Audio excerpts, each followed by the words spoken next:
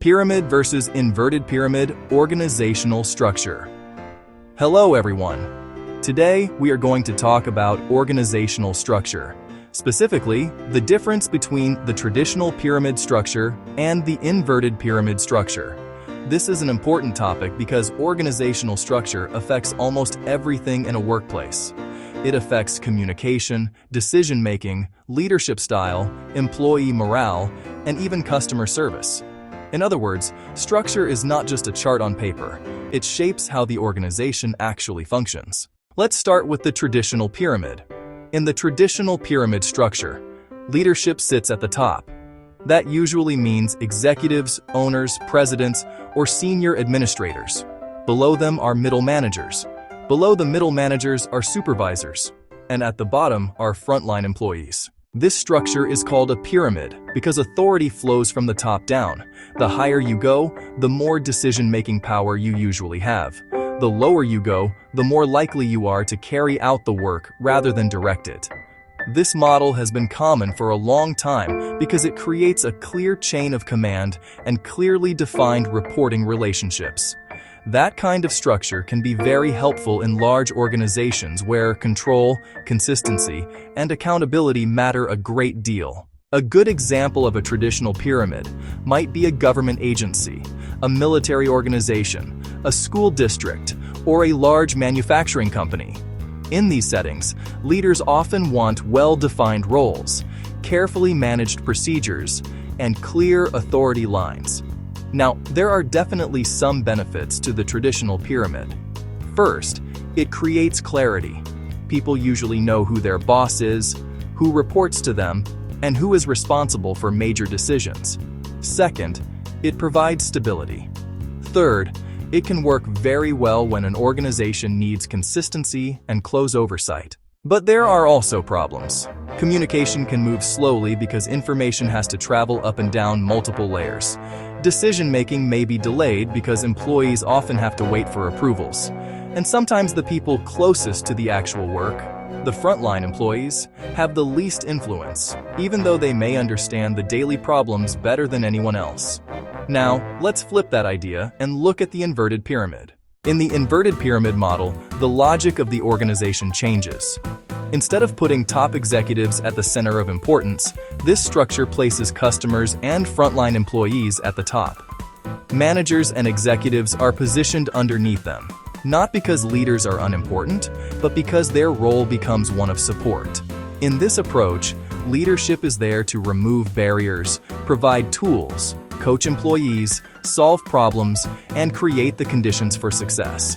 One of the best-known examples of this approach is Nordstrom, which describes its inverted pyramid as a structure where leaders are at the bottom, focused on supporting employees and customers at the top. That idea fits very well in businesses and institutions where frontline relationships matter a lot, places like retail, hospitality, healthcare, education, and customer service.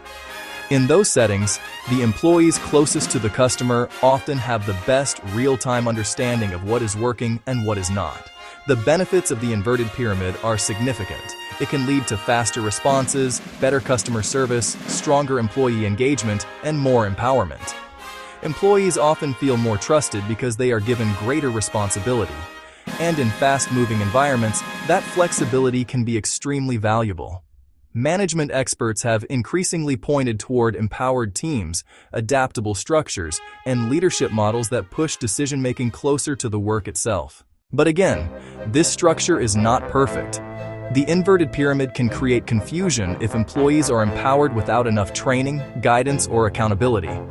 If expectations are not clear, people may make inconsistent decisions.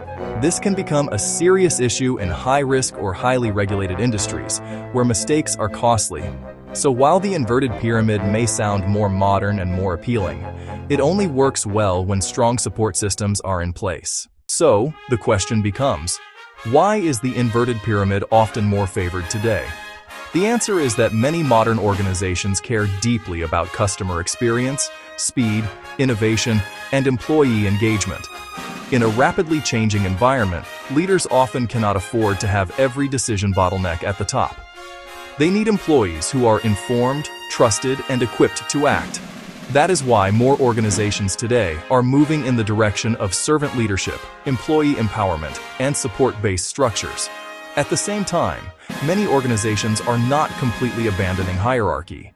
Instead, they are blending the two models, keeping structure and accountability while giving more voice and support to the front line. So here is the key difference. The traditional pyramid says leadership directs from above. The inverted pyramid says leadership supports from below. One focuses more on control, order, and formal authority. The other focuses more on service, empowerment, and responsiveness. Neither is automatically better in every situation. The best structure depends on the mission of the organization, the kind of work being done, and the needs of the people involved. But if there is one trend in today's workplace, it is this. Organizations increasingly value leaders who do not just command people, but help people succeed. And that brings us to the moral of the story. A strong organization is not defined only by who has power. It is defined by how well its structure helps people serve, solve problems, and succeed. The best leaders do not just stand at the top giving orders. They build systems that support the people doing the real work every day.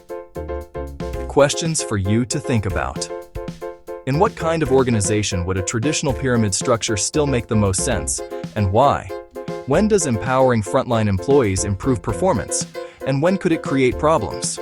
If you were leading a business, would you rather direct from the top or support from below? And what would that say about your leadership style?